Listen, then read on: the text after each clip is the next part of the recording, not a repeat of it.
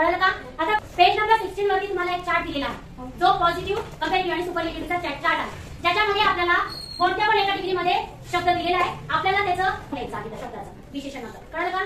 मग आता इथे सगळ्यात पहिले बघा, पहिला जो शब्द आहे पॉझिटिव्ह पण दिलेला आहे आणि कंपॅरेटिव्ह पण दिलेला आहे. डायरेक्ट सुपरलेटिव्ह डिग्री मधला शब्द दिलेला आहे काइंडेस्ट. काय शब्द दिलेला आहे? काइंडेस्ट. आता या काइंडेस्ट या शब्दाला ईएसटी लागले, म्हणजे काय लागलेले ईएसटी. तुम्हाला सांगितलं सुपरलेटिव्ह डिग्री मध्ये ईएसटी लागतो. मग याच्यावर तुम्हाला अंदाज काढता येईल कंपॅरेटिव्ह डिग्री मध्ये काय लागतं. हा, व्हेरी गुड. काय झालं? काइंडर्स. काय लागलं याला? ईआर. काय लागलं? ईआर. आणि पॉझिटिव्ह मध्ये काय असतं? मूळ. हा, काइंड. काय असतं? मूळ विशेषण असतं. मूळ विशेषण हे आहे काइंड. त्याचं काय झालं? कंपॅरेटिव्ह मध्ये काइंडर आणि इकडे काइंडेस्ट. कळलं का? आता पुढचं इथे आपल्याला कंपॅरेटिव्ह मध्ये दिलेलं आहे जसं ईआरचं.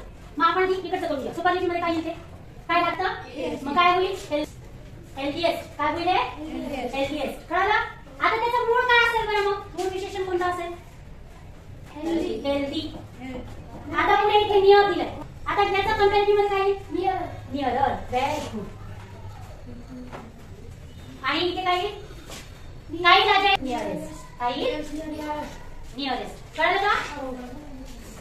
हे फरक तुमच्या लक्षात आला की तुम्हाला वाक्यामध्ये कोणती डिग्री आहे हे सहज लक्षात येईल. कळलं का?